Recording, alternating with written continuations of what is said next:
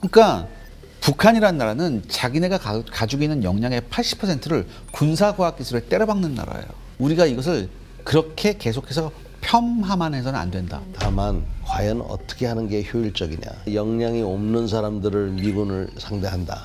아무리 별을 많이 달고 있어도 그 존경심이 생기겠어요.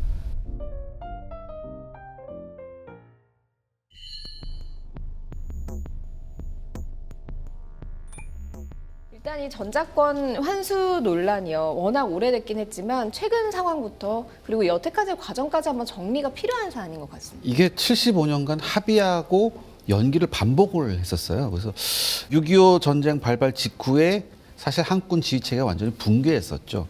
그리고 국가 생존을 위해서는 어쩔 수 없이 이제 유엔군이 작전 지휘권을 통제했어야 되는데, 근데 이건 사실 이 당시에 있었던 건 정상적인 외교는 아니었죠. 비상조치였고 이후에 유엔군 사령부가 생겼고요. 1978년에 한미연합사령부로 이게 이어집니다. 이러면서 이제 동맹주의 구조의 핵심 기반이 됐는데, 이 시기에 우리 한국군이, 우리 대한민국 국군이 장비하고 정보, 그다음에 지휘 통제 능력이 전반적으로 부족했었어요. 아직까지 부족했었고, 그래서 전작권 환수에 대한 얘기가 나오는 것조차 좀 금기시 됐었습니다. 사실 금기시 됐었고, 더군다나 이게 군사 정권 하에서는 더욱더 이런 얘기를 하기가 힘들었었죠. 그 결과 뭐냐? 전쟁이 나면 미군이 자동 개입한다. 이런 이 안보 정서랄까요? 이게 이제 고착화됐었는데, 그런데 냉전이 붕괴가 됐습니다. 냉전이 붕괴가 된 이후에 1994년에 노태우 정부가 국제 환경 변화 속에서 전작권을 환수하려고 했는데, 전작권이 아니라 이랬던 뭐예요? 평작권, 평시 작전권만 일단 환수를 했죠. 환수를 하고 나서 사실상 그 연합전력은 그대로 유지했고 전시작전권은 여전히 한미연합사령부에 있었습니다. 근데 노무현 정부가 들어서면서 평시작전권뿐만 아니라 전시작전권 또한 우리가 가져와야 한다. 이런 이제 여론이 있었습니다. 그래서 이런 어떤 시대적 요구랄까요? 이런 거하고 맞물려서 이제 추진이 됐었고, 2007년에 전작권 전환 시점을 2012년으로 합의를 합니다. 그런데 문제가 뭐냐면 요 즈음부터 북한이 핵실험을 강화하기 시작했고 장거리 미사일 시험을 강화합니다. 그러면서 이제 안보 위기가 굉장히 고도화됐죠. 또한 뭐가 있었냐면은 우리 한국군의 구조적인 능력 한계도 어쩔 수 없이 그때 이제 나오기 시작해요. 능력이 조금 부족하다는 이야기가 특히 나오고. 이제 가장 많이 나왔던 얘기가 이제 정보 자산에 대한 이 능력 부족이 너무 심하다. 이걸 도대체, 그러니까 그때 당시는 아마 장군님께서 더 잘 아실 텐데, 위성 정보를 받으려면 그때 우스갯소리인지는 잘 모르겠는데, 우리나라 굉장히 고급 지휘관이 위성 정보를 받으려면 미군 지휘소에 가서 카츄사한테서 그걸 받아야 되는데, 카츄사가 문 닫아놓고 문 빼끔 열고 기다리세요. 뭐 이런 적도 있다고 이런 적이 있었다는 얘기도 들렸을 정도로 뭐 좀 과장이 됐겠죠. 과장이 됐겠는데 아마 그 친구는 외출 협박을 당하면 못 나갔을 겁니다. 그래서 그거 말씀 분명히 드리고. 그다음에 세 번째 요인은 뭐였냐면 이 전작권 환수위가 나오면서 국내 정치가 양극화로 치닫습니다. 한마디로 전작권 회복은요, 주권을 회복해야 된다. 이런 쪽과 안보 공백은 어떡할래? 이런 쪽이 맞부딪히게 되는 그런 굉장히 정치적 어젠다를 던지게 됐거든요. 그래서 굉장히 말이 많았고, 네 번째 요인은 미국의 전략적 판단도 우리가 소홀히 해서 안 됩니다. 그러니까 미국은 이런 생각을 합니다. 너무 빠르게 전작권을 한국에 넘겨주게 되면 연합전력의 지휘 효율성이 떨어질 수밖에 없다. 그래서 그 결과 2012년이었던 게 다시 2015년으로 연기가 됐죠. 그래서 그리고 이후에 박근혜 정부가 이제 오바마 정부하고 이제 합의를 한 게 뭐였냐면, 날짜를 못 박지 말자.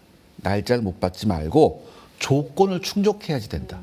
이 조건이 세 가지입니다. 첫 번째, 한국이 주도적으로 연합방위 능력을 갖출 것.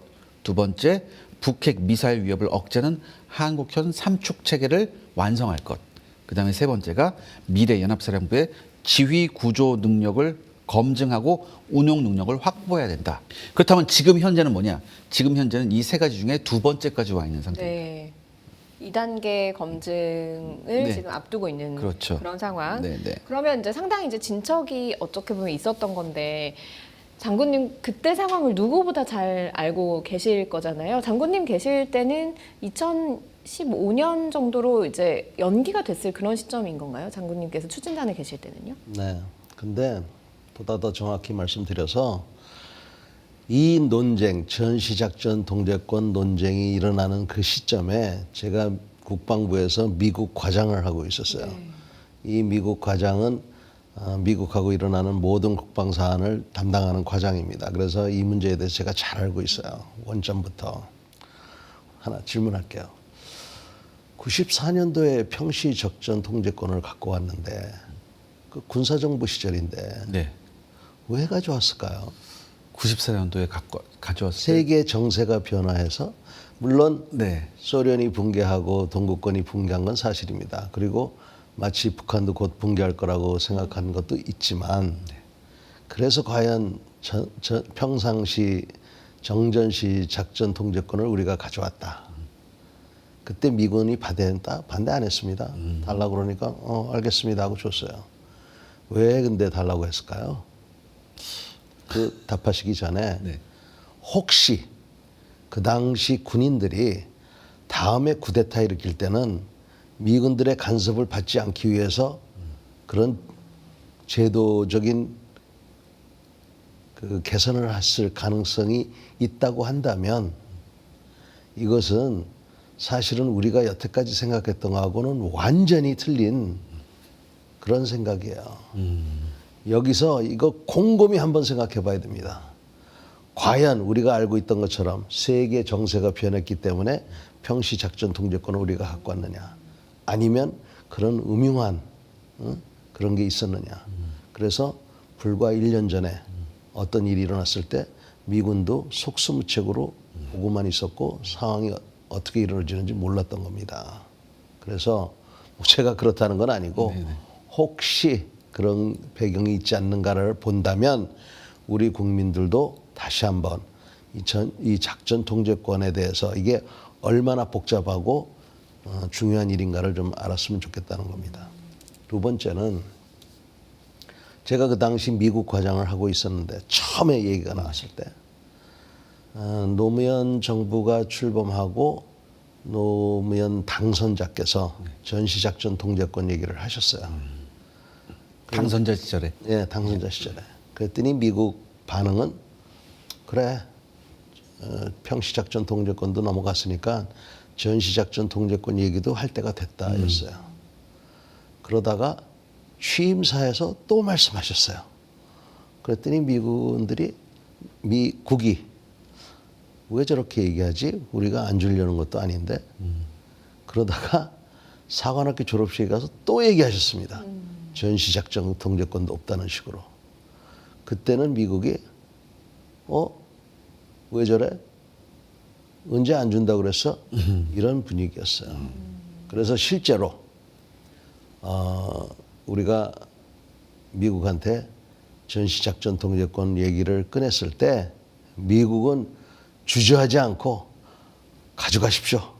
내후년에 가져가시고 혹시 부족한 게 있으면 우리가 다 보완을 하겠습니다.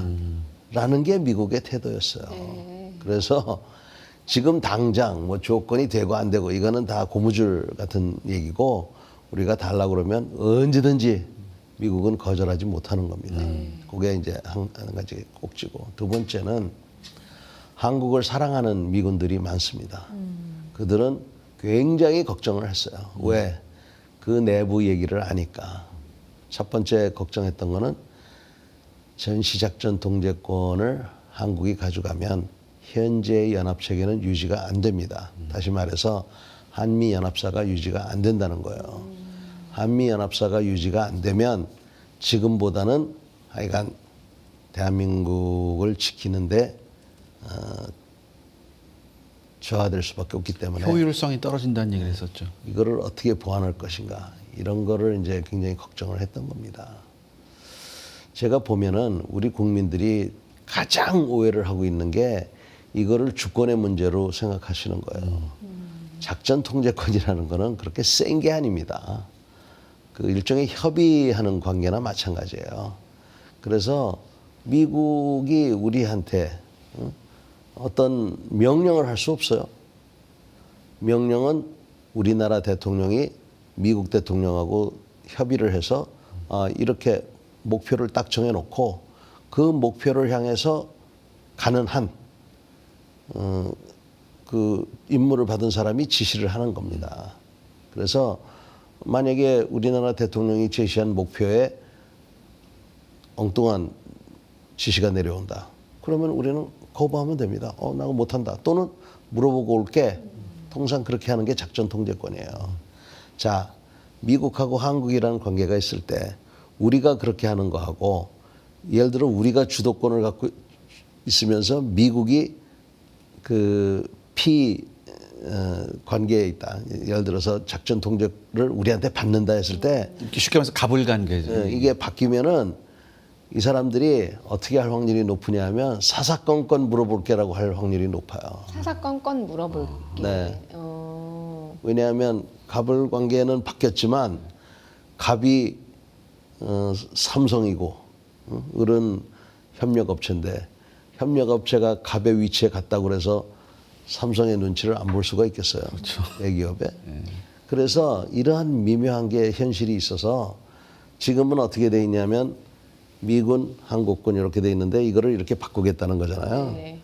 이거는 현실적이지 못합니다. 이거는 결국은 일본처럼 이렇게 둘로 나눠질 수밖에 수평관계로 가야 수평관계로 가야 돼요. 근데 재밌는 거는 일본은 오히려 거꾸로 지금 네. 이렇게 돼 있는 거를 이렇게 하려고 지금 그렇죠. 그러잖아요. 예, 예. 그러면 일본도 뭐 일본 자위대 무슨 막료장이 미군을 작전 통제 절대로 그렇게 안 됩니다. 따라서 우리 국민들이 아셔야 될 거는 자 작전 통제권 가져와야 됩니다. 네. 가져오면 하여간 연합 체계는 약화된다는 거는 그냥 받아들이시고 그 연합 체계까지 받아들인 것까지 감안해서 국방을 우리 스스로 하여간 책임을 져야 돼요. 그래서 한 가지만 더 말씀드릴게요. 자꾸 무슨 전자권 이거 얘기할 때 인공위성 얘기를 해요. 정보가 부족하다고. 그것만 부족한 게 아니에요. 그럼 처음부터 네, 그러면 그걸 여쭤봐야 될 것 같아요. 그러니까 한마디로 장군님 말씀은 이게 전자권이 전환이 되게 되면 쉽게 말해서 미군이 우리를 도와주지 않을 수 있다라는 것까지 각오를 해라라는 말씀이신 거잖아요. 그러면 우리가 제대로 싸울 수 있느냐, 우리 능력만 가지고 이거를 봐야 된다는 말씀이신데 장군님은 어떻게 이제 생각을 하시는지요? 그러니까 지금처럼 도와주기는 어렵다는 거예요. 네. 지금은 어떻게 돼 있냐면 연합사의 임무는 분명해요. 한반도에서 대한민국을 외부로부터 공격으로부터 억제를 하고 일어나지 않게 하고 일어나면 전투에서 상대방을 이긴다. 이게 아주 명확합니다. 이게. 네. 근데 연합사가 없어지면 예를 들어서 한반도에 긴장이 고조됐다. 그러면은 전에 같으면 연합사가 있을 때는 미군 사령관이 알아서 태평양 사령부하고 워싱턴에 전화해가지고 뭐 와치콘을 높여달라 자발적으로. 자기가 임무가 네. 있으니까. 근데 그런 게 없으면 우리가 요청을 하거나 또는 그런 좀 한 단계 두 단계 더 복잡해지지 않겠어요? 예를 들면 그런 것들이 그러니까 도와주지 않는 게 아니라 자동적으로 이루어지는 그런 관계가 많이 이제 조금 이제 신속성이 굉장히 떨어질 중요한 수 말씀하셨는데 있다라는 말씀이신 거죠. 과거의 선례를 봐도 이 한미 연합 사령관이 예를 들어서 국무장관하고 통화를 한다거나 대통령하고 통화를 했을 때 이게 뉴스에 나오거든요. 그건 굉장히 강력한 시그널입니다. 그래서 예를 들어서 그래서 북한이 막 도발을 할 때 한미 연합 사령관이 한마디 할 때가 있고 안 할 때가 있거든요. 이게 하늘과 땅 차이거든요. 네. 그러니까 지금 구조적인 문제 중에서 가장 근본적인 걸 말씀하셨어요. 사실. 그래서 그 사실 그러니까 어떻게 보면 오늘 이 대담은 이거 한마디로 끝날 수도 있습니다. 사실. 네. 그래서 계속 얘기를 해주시면 네. 그래서 이런 것들이 일어난다는 것을 우리가 받아들여야 됩니다. 그래서 받아들이고 그럼 이걸 어떻게 보완할 거냐. 뭐 암만 해도 개인 관계도 좀 잘 유지를 하고 뭐 이런 군사 외교 활동을 지금보다 훨씬 더 많이 해야 돼요. 네. 지금은 뭐 어쩌다가 밥 한 끼 먹고 이런 식으로 하는데 그래 가지고는 절대로 안 되고 정말 얼굴만 봐도 아 뭔가 있구나 하는 이런 정도의 관계가 돼야 돼요. 맞습니다. 그럴 수 있도록 그 장교들 부사관들의 그 역량도 키우고 언어도 키우고 많이 좋아지긴 했습니다. 네. 그런 것도 해야 되고 우리가 그런 그 잠재력을 키워야 돼요.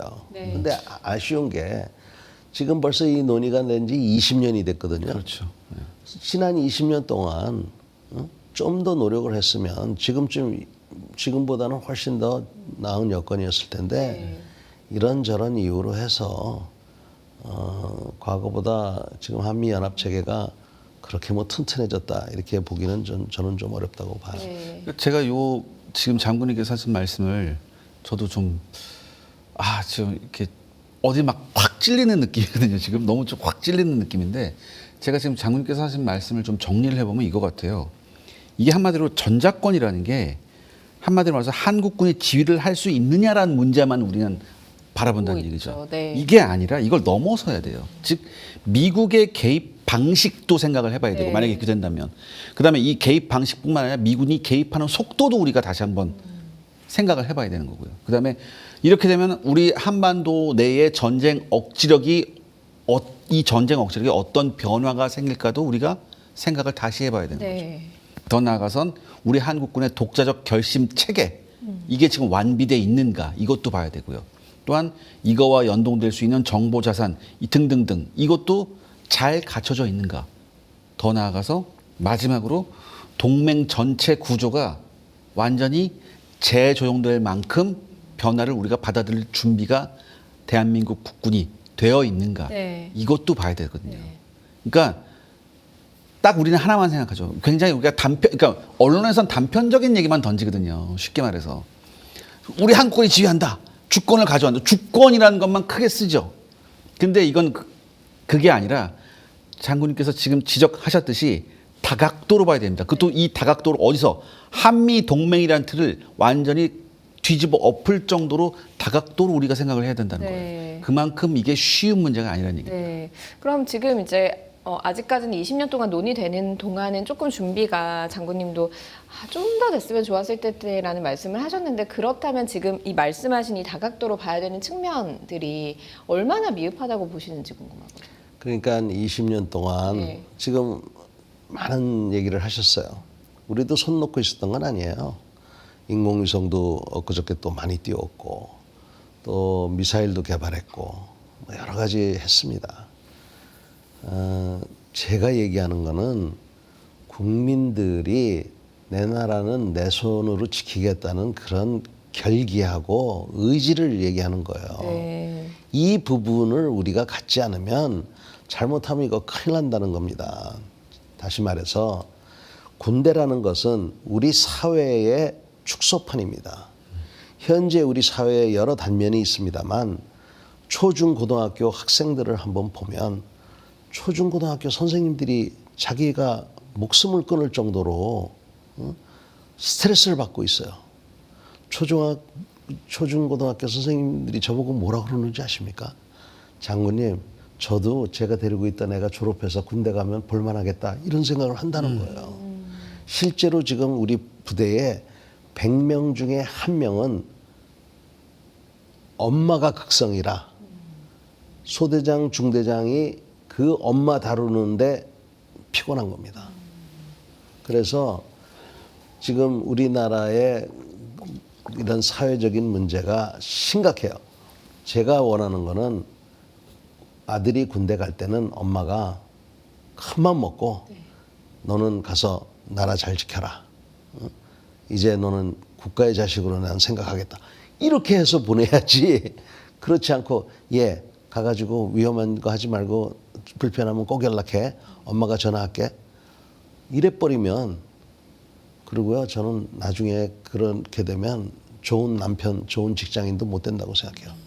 이렇게 되면은 이거 큰일인데 지금 현재 그런 상황이기 때문에 이런 상황이면은 훈련을 못 합니다.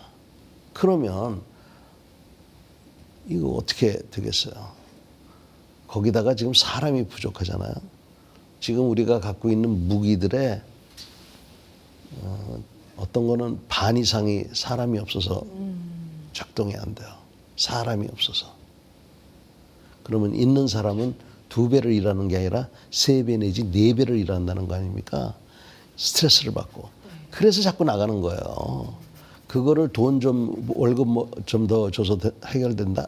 안 된다는 겁니다. 그래서 이런 문제를 해결하면서 이 전자권을 논하고 뭐 인공위성을 띄우고 미사일을 사야지, 그렇지 않고 덜커덩 했다가는 책임만 크게 지고, 제가 제일 걱정하는 거는 준비도 안 돼 있으면서 준비돼 있다고 하고 그거를 마치 인공위성 20개 있고 미사일이 1000발 있으니까 됐다, 이렇게 생각할까 봐 제가 걱정이 됩니다. 네.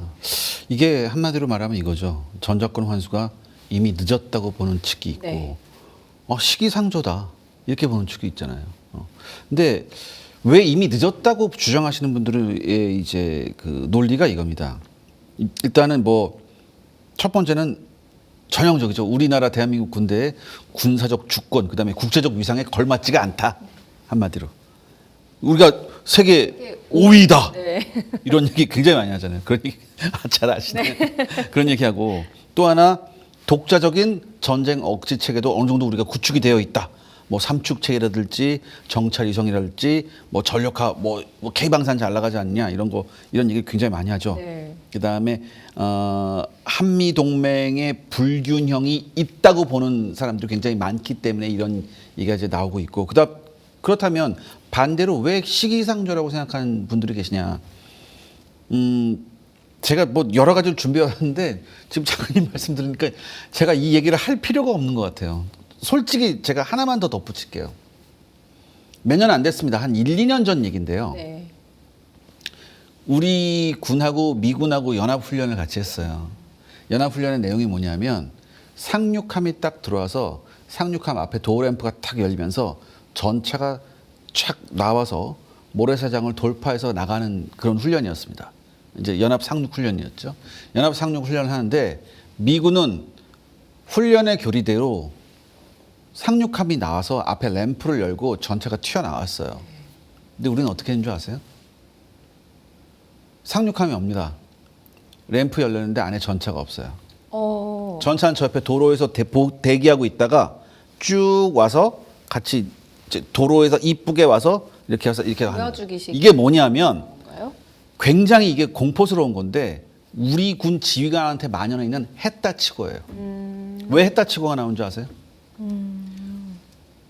상륙함에 전차 넣어서 와서 탁 하다 하면 자칫 뭐 하면은 사고가 날 수도 있고, 같이 연합훈련 하는데 이렇게 하는데 좀 이제 체면이 상할 네. 일이 만에 하나 발생할 수 있을지 모른다. 네. 그러니까 뭐예요? 아, 우리가 잘 상륙해서 램프 잘 열어서 전차가 나왔다 치고 치고. 이 다음부터 하는 거예요. 이걸 보고 미군이 굉장히 좀 그 경악을 합니다. 그럼 전 여기서 이렇게 되묻고 싶거든요.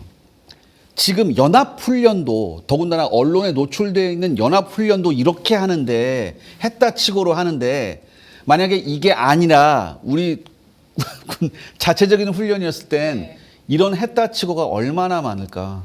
제가 지금 준비 많이 하는데 다 필요가 없어요, 지금. 네. 이게. 저도 사실 질문에 뭐 네.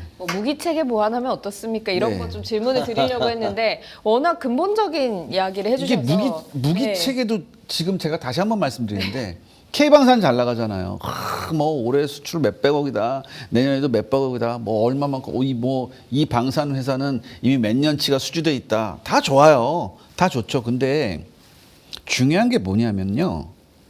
우리가 이런 생각을 해요. K방산이 잘 나가는 거하고 우리 전력하고 동일시를 해요. 등치가 절대 아닙니다. 말씀하셨잖아요. 인력이 없는데요. 사람이 없는데요. K9, K2가 있으면 뭐합니까? 얘네가 유기적으로 연동이 돼야 될 거 아니에요. 네. 그럼 이 유기적으로 연동되고 현대전의 양상도 보고 이렇게 해야 되는데 이 유기적인 연동에 대해서 아직도 이해를 못하는 고급 지휘관들이 많아요. 쉽게 말해서 현대전의 기술적 이해도가 그렇게 높지가 않은 지휘관이 상당수가 됩니다. 이걸 활용하는 사람이 네. 제대로 활용할지 C4I의 개념이 뭔지를 잘 몰라요. 사실. 그냥 통신 무전기로 나 어디 있다고 얘기하면 되는 거 아니야 이렇게 이해하시는 분도 있어요. 솔직히 말해서. 네. 그리고 아직도 훈련 나가서 카카오톡으로 명령받고 휴대전화로 명령받는 게 있으면 안 되잖아요, 사실. 근데 그런 게 있다는 얘기죠. 네, 전시가 되면 전화기가 먼저. 그러면 전화기가 C4이 아니거든요, 사실. 네. 이거 충분히 해킹 가능한 거고 이거 전혀 보안이 안 되는 건데. 그러니까 고민하지 않는 지휘관, 공부하지 않는 지휘관, 그다음에 아무런 생각이 없는 지휘관이 있을 수도 있다는 얘기예요. 그러니까 이런 상태에서 저 밑에 병사들부터 이런 구조적인 문제가 있는데 지휘관까지 이런 구조적인 문제가 있다고 하면 이런 인식적인 문제가 있다고 하면 중요한 건 뭐냐면 이 동맹의 근간이 무너지는데 동맹의 근간이 무너지는 이 상태에서 우리 국군의 전투력이 전력이 기본적인 전력이 무너지는 상태에서 무슨 전작권 환수냐. 네. 전 다시 한번 물어보고 싶고 거기에 대해서 어떤 답을 하는지 굉장히 궁금해요. 네. 어쨌든 뭐 앞서서 좀 부정적인 얘기만 해서 약간 민망해 하시긴 하셨지만 아주 그냥 현실적인 이야기를 해주신 것이기 때문에 저희가 뭐 쓰게 두 분의 말씀을 들어야 될 필요가 있을 것 같습니다만 저는 또 방송을 해야 돼서요. 이 질문을 들어봐야 될 것 같습니다. 사실 많은 분들이 궁금해하는 것이요. 전작권이 전환됐다고 가정을 했을 때에 한반도에 전쟁이 일어났다. 그랬을 때의 시나리오를 궁금해하시긴 하시거든요. 물론 앞서 말씀하신 이 근본적인 것들이 해결이 됐을 때 제대로 굴러가는 문제긴 하지만 어쨌든 이런 것들이 좀 채워졌다. 그리고 우리가 가지고 있는 무기를 가지고 분단국가고 휴전국가니까 전쟁이 났을 때를 가정해서 이런 것들이 어떻게 벌어질 것인가를 좀 어려워하시고 궁금해하시더라고요. 그래서 이런 부분들을 좀 여쭤보려고 합니다. 앞서서 쓴소리 많이 해주셨으니까 좀 이거를 가정하고 장군님께 여쭤볼게요. 최근에 북한이 공개한 그 무기가요, 타우루스급 미사일을 공개를 했습니다. 이게 사거리가 타우루스 같은 경우에는 500km 되는데 북한이 주장하는 건 이것보다 좀 더 되더라고요. 만약에 전작권을 우리가 가지고 있어요. 이랬을 때 북한이 이 미사일을 가지고 활용을 하게 되면 어떤 상황이 벌어지는 건가요, 장군님? 우선 그 말씀 전에 네. 훈련을 엉터리로 하는 예를 하나 들었습니다. 제가 군생활을 한 사람으로서 무슨 말 하느냐 이렇게 얘기하고 싶은데 그렇게 얘기하지 못한다는 것에 대해서 정말 자괴감을 느낍니다. 네. 그리고 지금 C4I를 얘기했거든요. 하나도 틀린 얘기가 없어요. 지금 이게 얼마나 중요한 건지를 모릅니다. 그러니까 옛날에는 폭탄이 중요하고 비행기가 중요하고 탱크가 중요했지만 이제는 이 C4I가 이게 중요해. 이게 무기예요, 무기. 그래서 지금 강 아나운서께서 질문하신 내용에 이제 접목이 되는 겁니다. 우리는 이 C4I가 완벽하지 않기 때문에 만약에 또다시 그런 전쟁이 나고 우리가 작전 통제권을 갖고 있다. 그러면 우선 연합군하고 협조가 안 될 겁니다. 네. 이 연합군이라는 게 미군만 있는 게 아니에요. 여러 나라가 또 있어요. 그들하고 협조를 해야 되는데 전화번호를 알아야 전화를 돌릴 거 아니에요. 그리고 전화가 돼야 되고 그리고 이 전장을 갖다가 자기가 눈으로 보고 머리로 이해하고 몸과 본능으로 소화를 시킬 수가 있어야 돼요. 네. 그런 능력이 있어야 돼요. 그리고 입체적으로 해야 돼. 땅, 하늘, 바다 그리고 사이버 공간 이거를 다 할 수 있는 사람들이 만들어져야 돼요. 그게 하루아침에 되는 게 아닙니다. 근데 우리는 그런 노력은 지금 별로 안 하고 있어요. 네. 그런 사람들은 어떻게 되느냐? 그런 능력을 가지려면 훈련을 많이 시켜보고 내가 이 종이로는 이렇게 했는데 실제로는 이게 안 되는구나를 하는데 그때 사고가 나면 잘리거든요.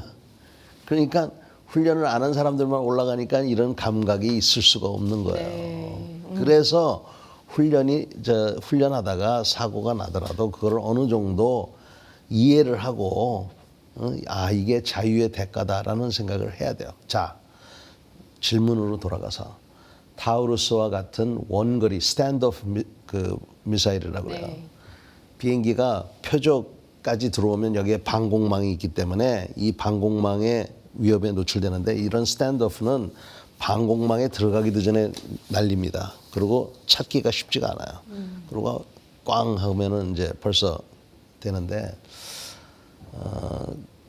그런 식으로 이제 북한이 갖고 있는 굉장한 이점이 뭐냐면 네. 먼저 공격한다는 거예요. 먼저 공격. 네. 네. 그러니까 우리의 취약할 만한 곳을 다 하는 거야, 다. 그리고 이 타우러스 같은 이런 무기에 그냥 재래식 폭탄만 넣어도 골치 아픈데 거기다가 예를 들어서 무슨 뭐 화학탄을 넣었다. 이러면 회복하기 어렵습니다. 그러한 공격을 받더라도 우리가 어느 정도는 그래도 예측을 할 수 있거든요. 네. 그때 C4I가 잘 돼 있으면 여러분 침착해. 당신은 이렇게 하고 당신은 이렇게 하고 뭐 이런 지시가 되는데 C4I가 안 되죠. 그러면 그때부터는 각자가 되는 거고 네. 걷잡을 수 없이 무너져 내리는 거예요. 정규전이 난다 그러면 자 정규전이 날 확률은 그렇게 높지 않다고 말씀드릴게요. 네. 너무들 걱정하지 마세요. 네. 그렇지만 군인들은 이런 전쟁이 난다고 생각하고 준비를 해야 1%의 되는데 가능성도 좀 예. 해야 되니까요. 해야 되는데 이 사회 자체가 그런 걸 안 받아들이고 사고 났다고 막 언론에서 때리고 그 무조건 보직해임 시키거든요. 그러면 어떻게 훈련을 하겠어요? 그러니까 아까 얘기한 했다 치고 식으로 하고 막 이러죠. 네. 그래서 제가 그 지휘관을 할 때 저도 왜 그런 유혹이 없었겠습니까만 부하들한테 야 하라는 거 다 해. 그런 식으로 했고요. 제가 오른쪽 다리 자를 뻔했어요. 그래서 그런 거 하다가 그래서 훈련이라는 거는 이거는 진짜 목숨 걸고 해야 된다 네. 하는 거를 우리가 분명히 알아야 됩니다. 네, 훈련을 해야 대응을 할 수 있다라는 말씀이신 거고. 그러니까 이게 이런 게 이제 서류상에서 그칠 확률이 굉장히 많아요. 네. 이게 그러니까 실질적으로 행동에 나서야 될 때 나서지 못하면 안 되거든요. 사실 북한이 공개한 이 북한판 타우러스는 이제 수호이 25 이제 공격기에 이제 매달려 나왔는데 네. 아직 북한이 이거에 대한 비행 장면을 공개한 적이 없습니다. 그리고 이걸 이제 지상에 주기돼 있는 애한테만 달아놨지 얘가 이제 공중에서 발사하는 장면은 아직 없거든요. 그래서 아직 이제 검증은 안 됐는데 중요한 건 겉모습이 타우러스하고 비슷하다고 해서 겁먹을 필요는 없는 거예요. 타우러스의 가장 중요한 건 그 내부에 있는 시스템이거든요. 네. 얘가 500km를 날아가고 그 다음에 이제 관통탕두로 얘가 벙커버스터 역할을 어느 정도 할 수 있다는 얘기거든요.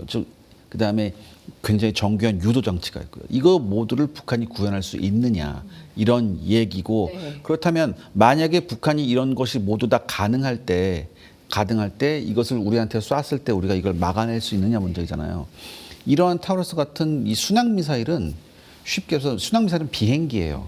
비행기는 고도로 갔다 고공으로 갔다 저공으로 갔다 할 수도 있잖아요.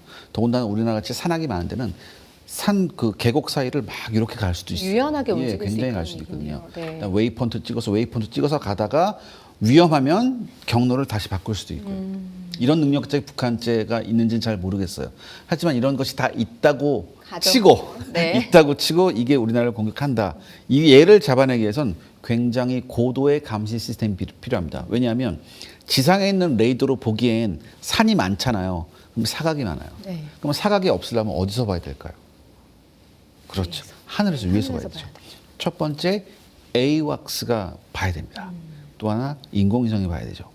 즉 AWACS와 인공위성 같은 굉장히 고가의 장비가 필요합니다.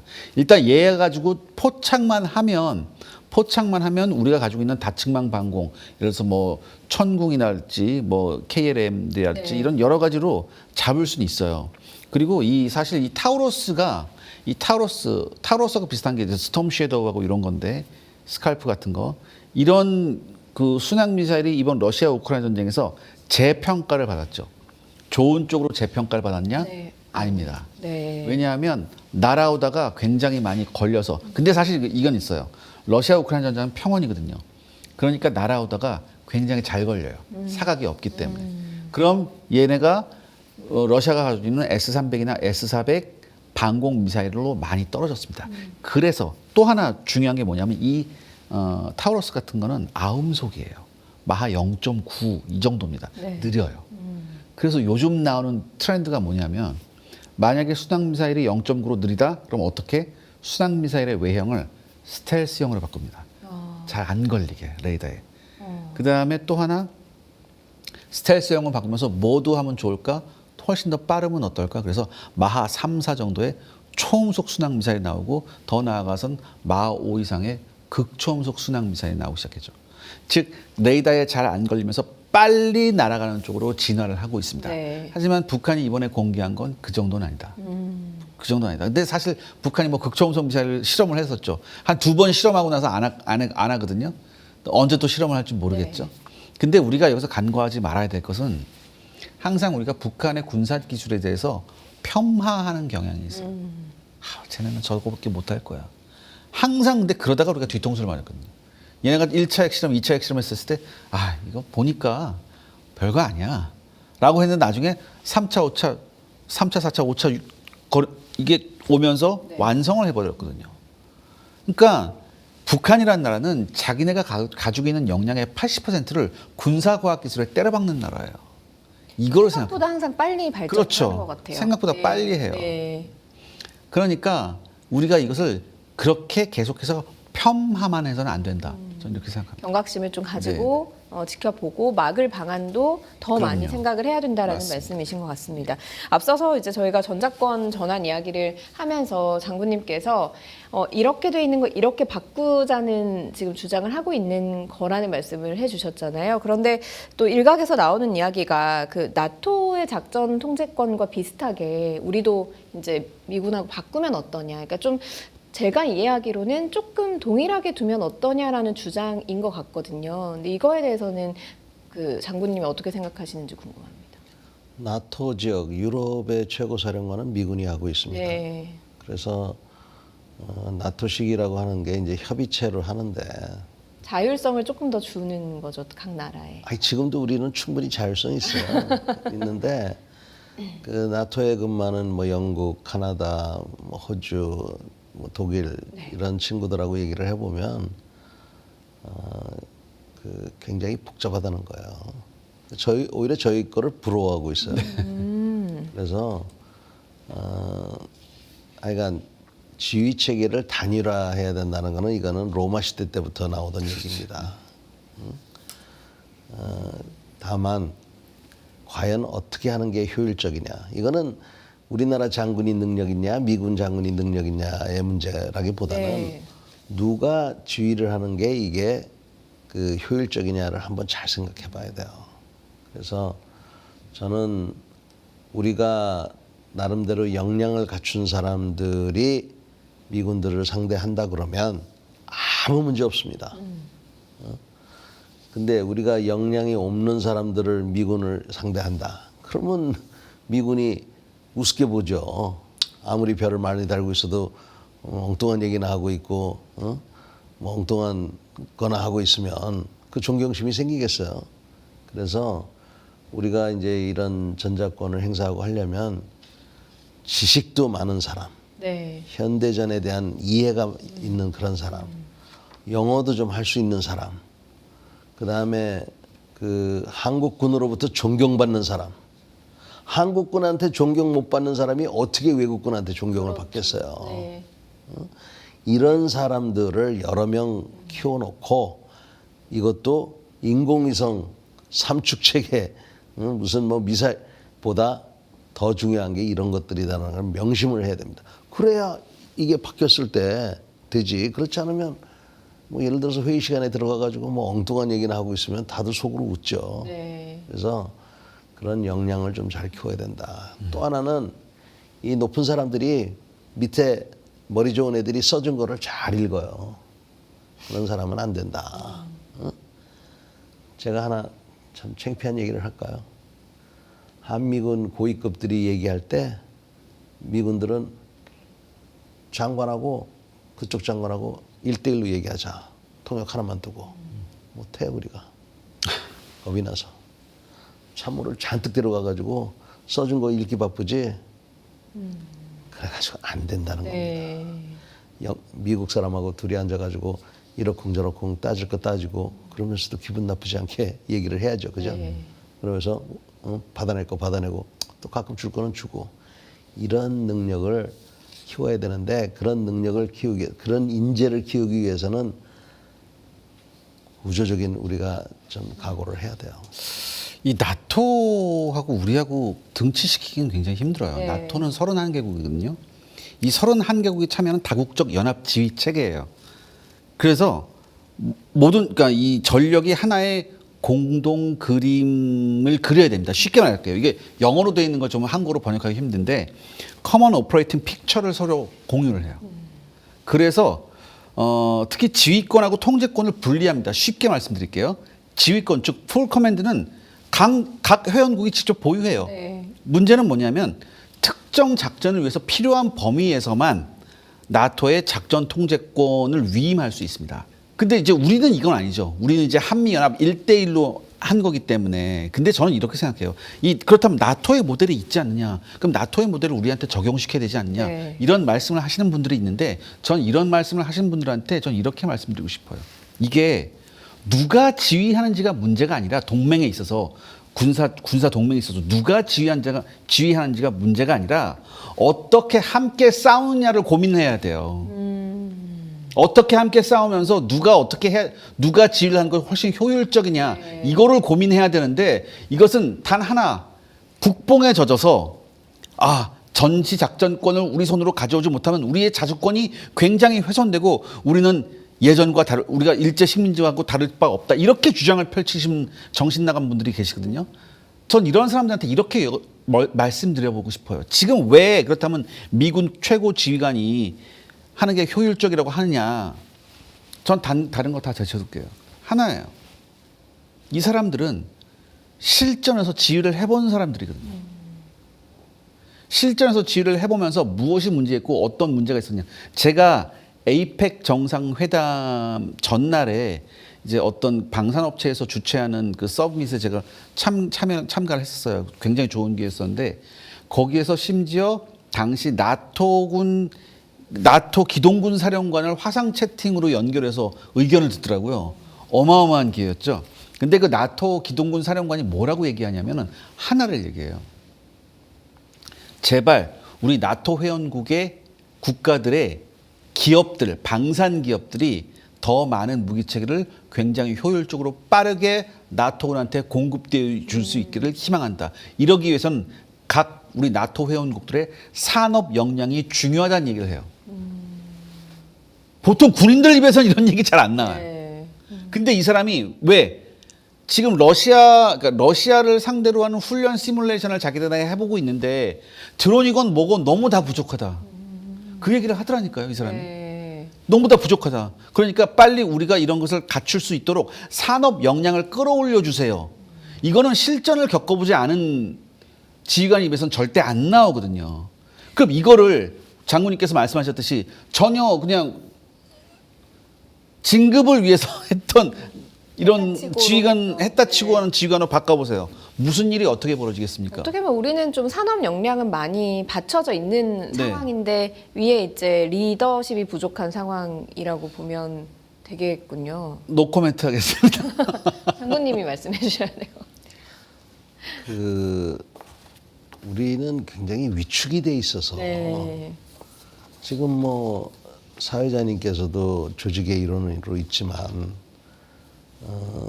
왜 우리가 외국 기업에서 일을 해보거나 그러면 자유스럽다 이런 느낌을 받지만 사실은 그 불필요한 스트레스를 덜 받는 거거든요. 전혀 안 받을 수는 없지만 그런 분위기, 그런 사회를 우리가 만들어야 돼요. 그래서 그런 속에서 그런 사람들을 골라내야 되고 네. 그래서 최초에 얘기한 대로 우리 사회가 어느 정도 그런 식으로 자연스러운 사회. 지금 우리네 그 지도자들이 우리에게 약속하고 있는 그런 사회. 이게 돼 가면서 전작권도 돼야지 이거는 아직 안 돼 있는데 전작권만 저 미래의 그런 기준으로 바꾼다? 이러면은 그 결과가 네. 안 좋은데 이거는 먹고 사는 문제가 아니라 죽고 사는 문제이기 때문에 신중해야 된다는 네. 겁니다. 그래서 이거는 무슨 미사일의 문제고 뭐 이런 것보다도 우리 사회가 얼만큼 빨리 성숙할 수 있느냐. 그래서 군인들이 우리 사회가 발전하는 만큼 발전하고 시야도 넓고 이렇게 돼야 된다는 거죠. 제가 이런 말씀 드리고 싶어요. 이왕 얘기가 나왔으니까. 우리 군의 전력이 정치적인 논리에 잡아먹혀서는 안 됩니다. 왜냐하면 지금 우리가 군의 인적 자원이 굉장히 부족하거든요. 물론 출산율 저하도 굉장히 큰 문제죠. 네. 또 다른 문제는 뭐냐면은 군 복무 기간을 굉장히 빠른 시간 안에 굉장히 빨리 줄여버렸어요. 이게 중요한 겁니다. 제가 장군님한테 하나만 여쭤보겠습니다. 전 세계 어떤 군대가 1년 6개월 근무했는데 병장 계급을 달아주는 나라가 있나요? 없습니다. 없잖아요. 네. 우리나라는 실제로 훈련 기간 한 2달 빼면요. 1년 4개월 만에 병장 계급 달아줘서 내보내는 나라예요. 이렇게 숙련도가 부족한 군대가 저는 북한이 지금 우크라이나에 파병했잖아요. 그래서 크루스크 전투에서 뭐 1000명이 죽고 뭐 박살났다고 하는데 전 그게 중요한 게 아니라 뭐가 어떻게 됐든 피해 대가라는 건 분명히 있거든요. 피를 흘리면서 경험해 본 것을 피를 흘리면서 경험해 본 것이 있는 군대와 이렇게 오구오구오구 하는 군대하고 붙었을 때 실전으로 붙었을 때 과연 우리가 승리를 장담할 수 있느냐? 네. 저는 굉장히 회의적이에요. 네, 알겠습니다. 그리고 우리가 이제 사실 외국 사례도 궁금하기는 해서요. 일본 같은 경우는 주1 미군이 있긴 하지만 우리랑 좀 다른 양상이잖아요, 장군님. 그러면 왜 우리랑 좀 이렇게 다른 모습을 보이는지 궁금한 부분이 있어요. 그거는 일본이 보통 국가를 지향하면서 네. 국가의 기본은 뭐 안전, 안보 아니겠습니까? 그러니까 자기네가 현재 자위대 갖고는 안 되니까 네. 자위대를 강화시키면서 미군들하고의 관계를 강화하면 강화할수록 국가 이익이 된다고 생각하는 거죠. 그러니까 사실 이 전시작전 통제권 뭐 이런 거는 지휘권도 아니에요, 이거. 좀 더 뭐 그냥 평범한 용어로 얘기하면 바지사장 우리가 세우는 거나 마찬가지예요.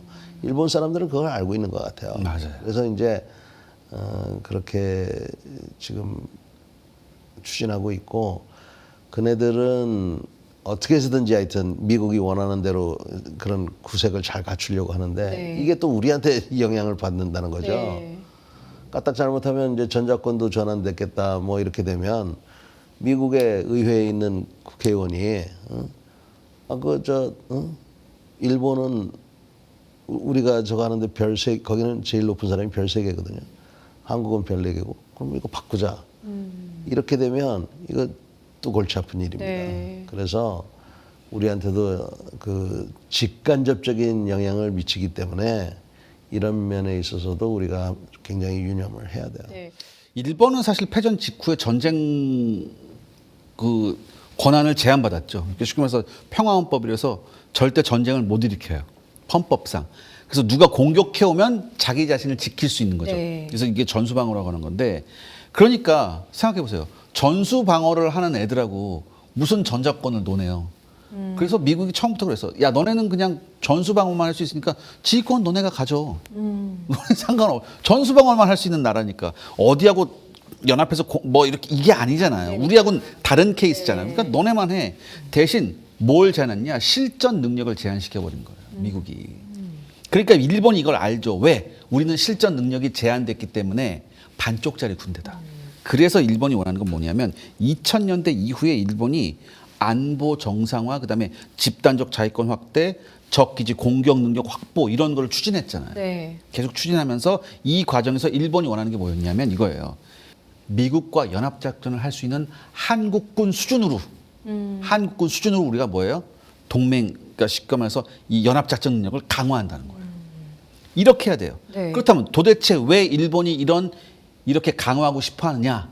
이건 3가지로 요약할 수 있습니다. 그렇다면 일본이 왜 이렇게 이런 그 연합작전 능력을 강화하고 싶어 하느냐? 네. 우리나라 그 한미 동맹 수준으로 한미 연합사 수준으로 네. 그 이유는 세 가지입니다. 첫 번째가 동북아 전략의 공동 결정권 확보예요. 쉽게 말씀드릴게요. 만약에 미일 연합사령부가 생겨버리면 일본은 미국하고 함께 그 전구 전략, 그러니까 어떤 지역에 전쟁할 수 있는 전략을 설계하는 공동 지휘 국가가 될 수 있습니다. 두 번째는 자위대의 지위가 어떻게 돼요? 상승하겠죠. 그러니까 쉽게 말해서 자위대의 지위가 상승한다는 것은 이제는 일본 자위대가 아니라 일본 군이 되는 겁니다. 네. 네. 예, 그렇게 되죠. 그래서 미군 사성장군하고 자위대 대장 체제가 생기면서 자연스럽게 어떻게 됩니까? 자위대가 일본 군화 되겠죠. 세 번째는 일본이 항상 염려하는 중국과 북한을 대비하는 연합 억지력을 어떻게 극대화할 수 있는 거죠. 이렇게 되죠. 특히 요즘 많이 나오고 있죠. 대만 유사시 미국과 일본이 이 전국급 작전을 같이 수행할 수 있게 되거든요. 연합사령부를 네. 하게 되면. 네. 그렇기 때문에 우리하고는 반대로 지금 일본은 연합사령부를 만들고 싶어 하는 거죠. 네. 그러면 일본은 지금 이런 상황인 거고 미국과 그런 관계를 가지고 있는 것이고 이게 앞서서 이제 직간접적으로 우리한테도 영향이 있다라는 지적을 장군님께서 해주셨잖아요. 그래서 이렇게 된다면 사실은 뭐 주한미군도 감축될 수 있고 전자권 전환 이후에 뭐 그런 여러 가지 이야기도 나오고 또 중일 갈등이 또 지금 이어지고 있다 보니까 또 어떤 선택을 할 것인가에 대한 관심도 나오고 지금 여러 가지가 영향을 받을 수 있는 상황이거든요. 여기에 대해서 장군님 정리를 좀 해주시면 좋을 것 같아요. 한국에 이제 미군이 28,500명 이렇게 우리가 알고 있는데 그게 줄어들고 하면은 사실은 심리적인 타격이 큰 겁니다. 과연 28,500명이 다 필요한지는 아무도 몰라요. 네. 더 필요할 수도 있고 덜 필요할 수도 있어요. 근데 그 필요라는 그 말 자체가 이게 억제라는 거거든요. 북한이 예를 들어서 28,500에서 10,000명으로 줄었을 때, 야, 이게 한미동맹이 약화됐으니까 이때다라고 생각하는 그게 제일 걱정이 되는 거예요. 또 그렇다고 뭐 불과 30년 전만 해도 여기 한 4만 명이 있었어요. 그러니까 4만 명으로 늘어난다 그러면 그거는 그만큼 그 동맹이 강화된 거냐? 네. 강화된 것처럼 보이지만 그렇지 않을 수도 있어요. 그러니까 우리가 규모에 대한 거는 너무 그렇게 집착할 필요는 없습니다. 다만 왜 줄어드는지, 뭐가 줄어드는지 네. 뭐 이런 것들을 잘 봐야 돼요. 네. 그래서 그게 하나 이제 우리가 유념을 해야 되고 이러한 그 변화들을 우리가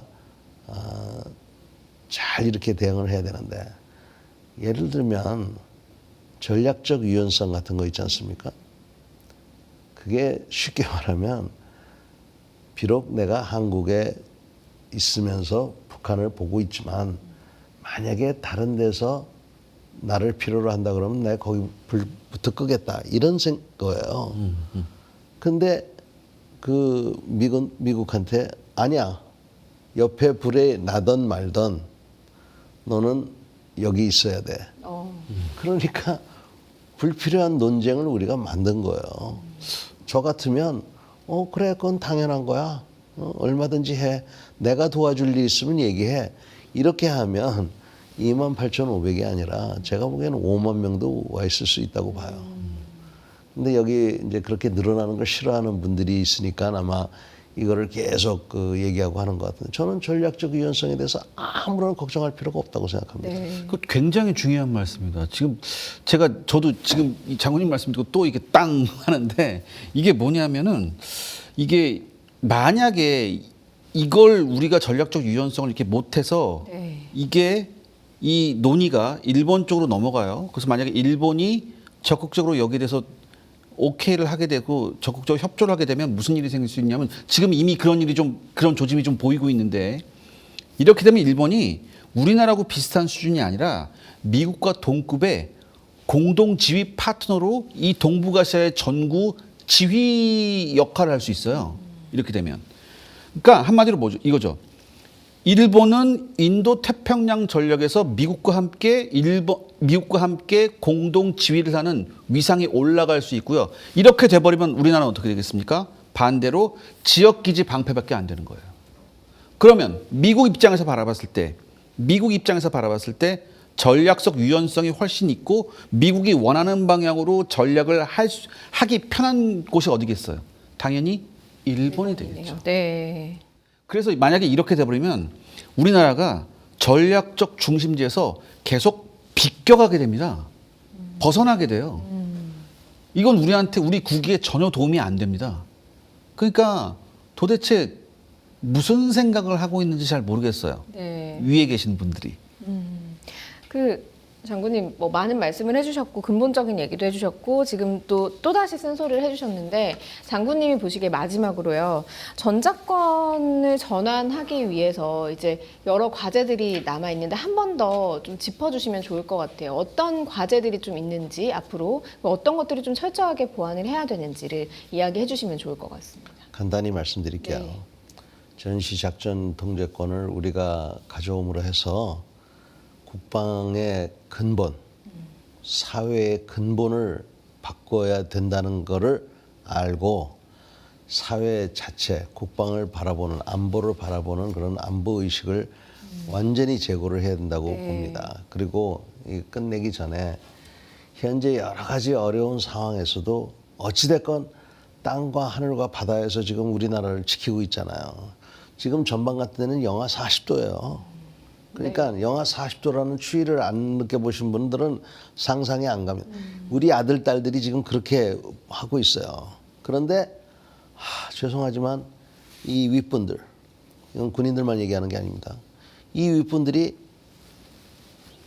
정말 어디에 중점을 두고 있는지 모를 정도로 그러니까 이 젊은 애들이 지금 전방에서 너무 고생을 하는 거죠. 네. 그래서 이 고생하는 거를 잘 알고 우리 스스로가 내 나라는 내가 지키겠다는 그런 마음을 가져야 네. 모든 것들이 의미가 있다고 봅니다. 네, 알겠습니다. 오늘 뭐 두 분 말씀을 좀 종합을 해보면 뭐 전작권 전환 이 한 가지 자체로 보는 것이 아니라 어떻게 보면 좀 다각도로 보면서 근본적인 것들을 해결을 해 나가는 그런 윗사람들의 노력 또한 필요하다라고 정리를 해볼 수가 있을 것 같습니다. 이런 걸 바탕으로 전작권 전환뿐만이 아니라 그 이후에 우리 국방 태세를 좀 점검을 해야 될 필요가 있을 것 같다라는 생각이 들고요. 좀 차근차근 대비를 해 나갈 필요가 있을 것 같습니다. 이게 아까 우리가 이런 얘기 나왔었잖아요. 전작권 전환이 이미 늦었다.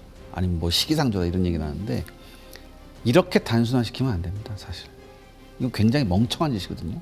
프레임을 그렇게 가지고 가면 안 된다는 이게 말씀이시죠. 정치인들이 이걸 해요. 정치인들이 왜냐하면 우리나라는 프레임 정치니까 이렇게 해서 해야지 이거에 만약에 반대하면은 뭐 이렇게 되는 거죠. 네. 근데 저는 이렇게 생각합니다. 제가 여러 번 말씀드렸지만 흔들리지 않은 국익하고 국가의 핵심 목표를 위해서 말씀하셨듯이 다각도의 분석을 통해서 한미가 합의하는 현실적이고 전략적 근거를 가진 결론을 우리가 도출해야 됩니다. 그래서 이걸 바탕으로 다시 재설정을 하거나 뭘 한 그 다음 스텝으로 가야지 이것도 안 된 상태에서 자꾸 다음 스텝으로 가자고 하니까 네. 더욱 중요한 것은 제가 여러 차례 말씀드렸죠. 절대 정당 이익이나 정치적 논리로 이게 가면 안 돼요. 근데 우리나라는 그런 걸 굉장히 잘하거든요. 그래서 제가 답답한 거예요. 네, 알겠습니다. 제가 지금 두 분 모시고 말씀을 들어보면요. 어떡하나. 어디서부터 해결을 해나가야 되나라는 좀 답답한 마음이 들기도 하고 좀 쓰게 그리고 반드시 좀 들으셨으면 좋겠다라는 생각이 듭니다. 오늘 정말 유익했고요. 오늘 말씀 여기까지 듣겠습니다. 두 분 고맙습니다. 감사합니다.